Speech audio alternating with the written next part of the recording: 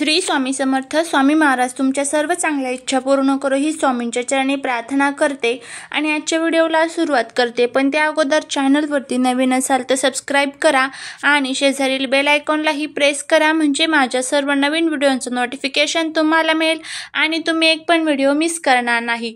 99% श्रीमंत लोक पौर्णिमेला करता हे उपाय, आणि हे उपाय ते कोणालाही सांगत नाही. आता तुम्ही जर श्रीमंत लोक बघितले ना तर ते कधीही कुठेही कोणत्याही दिवशी उपाय करत नाही, पण ते पौर्णिमेला आणि अमावस्येला विशेष करून उपाय करत असतात. कारण का, पौर्णिमेला आणि अमावस्येला माता लक्ष्मी या पृथ्वी तलावरती येत असतात आणि भ्रमण करत असतात आणि बघत असतात की आपल्यासाठी कोण उपाय करत आहे, कोण सेवा करत आहे. त्यामुळे श्रीमंत लोक शक्यतो करून पौर्णिमेला आणि अमावस्येला पाहिजे तेवढे उपाय आणि पाहिजे तेवढ्या सेवा करण्याचा प्रयत्न करत असतात.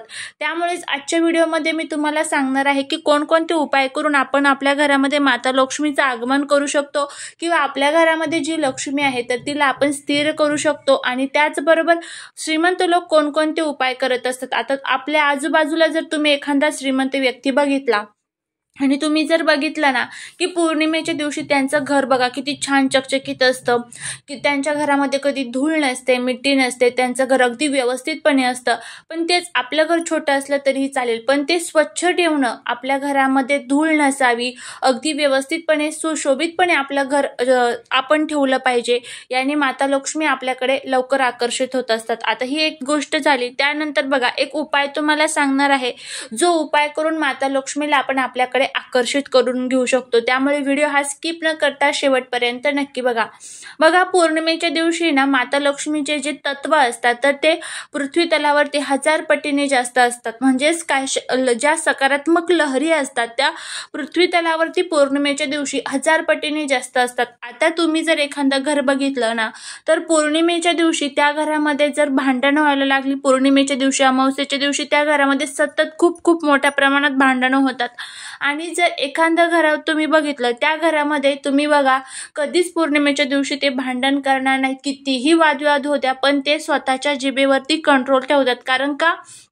कारण त्या दिवशी माता लक्ष्मी साक्षात आपल्या घरामध्ये आलेल्या असतात. आपण जे सेवा करतो, जे उपाय करतो त्यामुळे माता लक्ष्मी प्रसन्न झालेल्या असतात.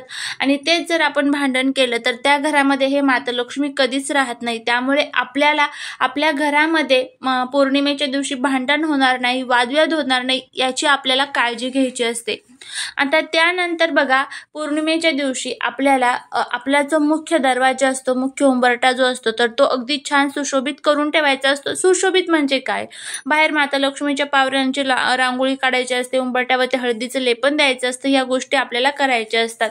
त्यानंतर तुम्हाला काय करायचं आहे, एक उपाय करायचा आहे. या उपायासाठी तुम्हाला काय करायचं आहे, एक छान गव्हाच्या पिठाचा दिवा तयार करून घ्यायचा आहे.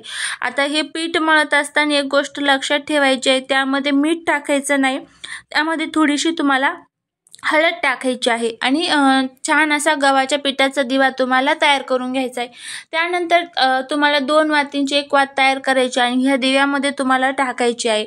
एक प्लेट घ्यायची आहे किंवा एखादा तुम्ही आपलं वहीचं पेज वगैरे असतं ते घेऊ शकता किंवा एखादा पेपर वगैरे असेल तर तो सुद्धा घेऊ शकता.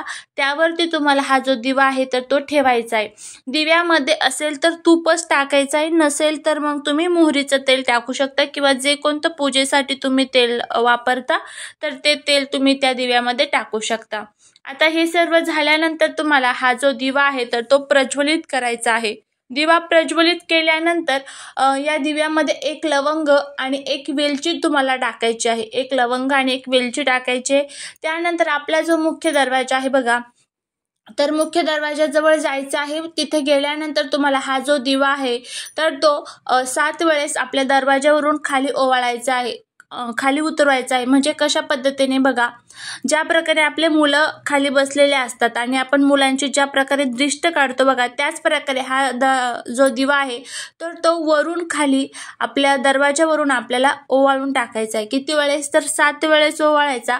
त्यानंतर आपल्या आजूबाजूला जिथे कुठे एखादं झाड असेल ना तर त्या झाडाखाली तुम्हाला नेऊन ठेवायचं आहे. आता जर आजूबाजूला झाड आहे पण जर तुम्हाला ठेवता येत नसेल तिथे जाऊन, तर तुम्हाला काय करायचं आहे, तुम्हाला तुमच्याच घराच्या बाजूला थोडंसं हा जो दिवा आहे तर तो ठेवायचा आहे, कुठेही ठेवला तरीही चालेल.